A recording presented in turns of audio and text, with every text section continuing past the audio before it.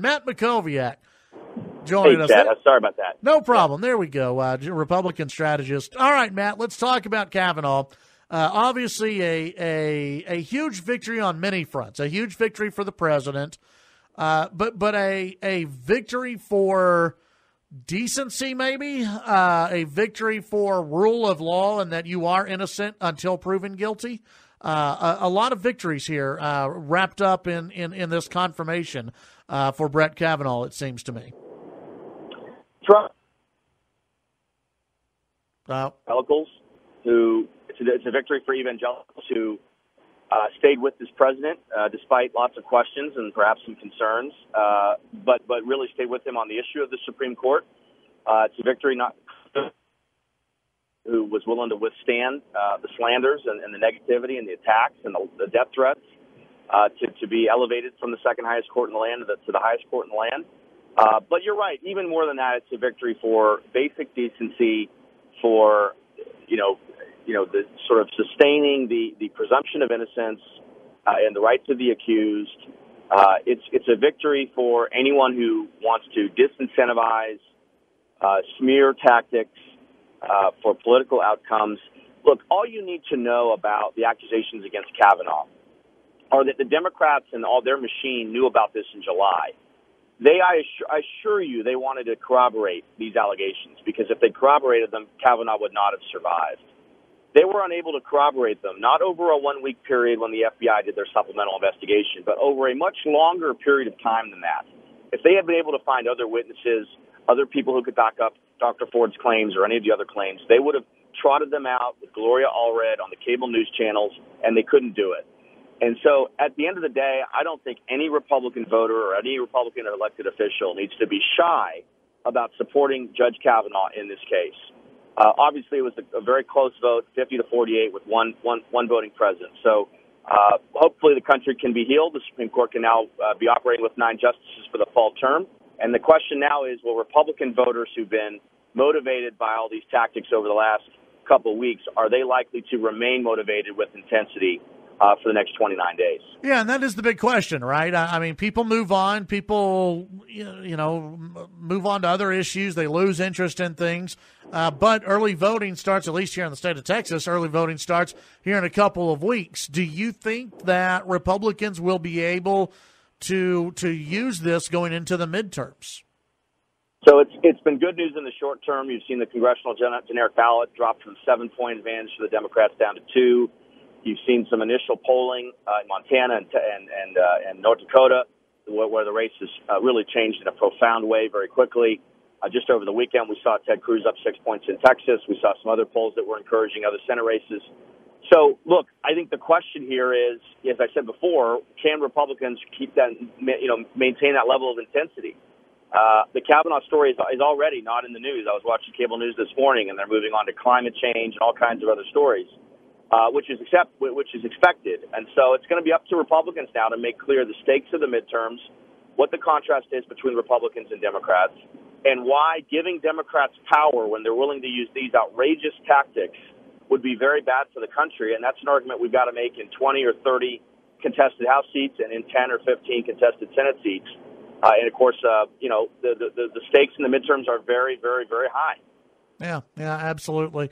Let's take a look at some statewide news. I was in Dallas over the weekend, and I saw on TV, just everywhere I looked, it seemed, you had the Pete Sessions and Colin Allred commercials, and that's a very tight race in the Dallas area. And by the way, great appearance on Texas Inside Politics on WFAA over the weekend. Thank you. Talk about this race, because this is a very key race in the state of Texas, is it not? It is. You basically have, 3 congressional races that are truly competitive in Texas: Will Hurd in San Antonio, John Culberson in Houston, and Pete Sessions in Dallas. And they're all 3 seats where Hillary narrowly won those districts. Will Hurd, I think, is the safest. He's done an excellent job in his district, working hard, being bipartisan, getting things done. And that race is really just not materialized on the Democratic side.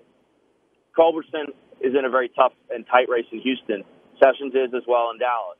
He's chairman of the Rules Committee, which is one of the most powerful positions in either House of Congress. Every bill, before it goes to the floor, goes to the Rules Committee, and the Rules Committee decides what amendments, if any, or what final language will go into the bill. So they really have a broad scope. Sessions has been in a tough race once before. The most expensive race in the history of the state of Texas was when he was paired up with Martin Frost. I think it was in 2004, and he won that race handily. That district has changed. It's moved towards the Democrats demographically in the last couple cycles. I do expect it to be a 2 or 3 or 4 point race, but Sessions is getting a lot of help, and Colin Allred is talking like a moderate, but his views are really pretty progressive if you look at the issues he's running on. There's not a lot of difference between what he's proposing and what someone like Beto O'Rourke is proposing. And this is just not a progressive district. So Sessions is getting a lot of help. He's got, the vice president with him today in Dallas. He's got the Trump super PAC putting 7 figures in. He's raising a lot of money, getting a lot of help. Ultimately, I think Sessions is going to be fine, but this is going to be a close race, and the national environment is clearly going to affect it. Yeah. Let's talk about one of the other big races. That is Ted Cruz and Beto O'Rourke. Have you noticed some of the fluff pieces are starting to dry out and dry up for Beto O'Rourke? It doesn't seem as though the momentum is there for Beto O'Rourke as it was maybe even a month ago. Yeah, I think that's right. And I don't know if that was just summer boredom or, kind of naive national reporters who don't know anything about Texas kind of drinking the Kool-Aid, or if maybe people are starting to sober up to the political reality of Texas, or maybe some combination of all three. Look, let's not pretend that this is not a competitive race. It is competitive. It's more competitive than it needs to be. There are a lot of reasons for that. But ultimately, Cruz is still in a strong position, and I think you're seeing Republicans begin to really put their shoulder to the wheel to help him. He's getting good crowds everywhere he goes. Now this Kavanaugh thing, I think, is going to benefit him perhaps more than any other U.S. Senate incumbent, in the country. I think Kavanaugh's in very strong shape. Look, the thing I remain puzzled about, Chad, and we've talked about this, is I don't see a path to victory for Beto. I never have. I don't see him moving to the middle in any meaningful way on any issues. He's running as a progressive, and it makes me wonder if his ultimate goal was not to sort of become a national firebrand more than to become a United States Senator, because if he wants to become a Democratic United States Senator from Texas, he needs to find a couple issues where he can attract independents with moderated views, and he just hasn't been willing or able to do that. If let's just say, looking ahead, let's say he loses by 8 to 10 points in Texas, what would be his next play if he does want to become this national figure? Is it a VP role? Is that what he is maybe looking at to kind of move ahead of the Castro twins and look at a VP role in the future? So the first thing I'd say is he is going to have very, very, very strong lists after this election's over if he loses, in terms of emails, in terms of his social media accounts, in terms of his House file for donors. So he's going to be in very high demand for endorsements. My guess is he'll start a PAC, maybe travel the country, see if his message takes off.